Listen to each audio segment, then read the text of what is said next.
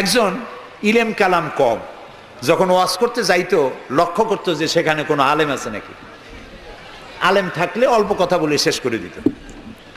তা আলেম আছে কিনা এটা পরীক্ষা করার জন্য বলছে যে ভাইয়েরা আমি আজকে একটা পাতা আর ওয়াজ করব, একটা পাতা, এবং তার ব্যাখ্যা এবং বিশ্লেষণ আমি আপনাদের সামনে আলোচনা করতে চাই। জনগণ বলেন আমরাও শুনতেই চাই, বলুন পাতার ব্যাখ্যা কি। তিনি বলছেন এমন একটি পাতা, এটি যদি মাটিতে পড়ে বাঘ হয়ে যায়, আর যদি পানিতে পড়ে কুমির হয়ে যায়। একজন দাঁড়ায় বলল, হুজুর বুঝলাম এই পাতার ফজিলত এমন, মাটিতে পড়লে বাঘ হয়, পানিতে পড়লে কুমির হয়, কিন্তু পাতাটি যদি অর্ধেক মাটিতে অর্ধেক পানিতে পড়ে তাহলে কি হবে?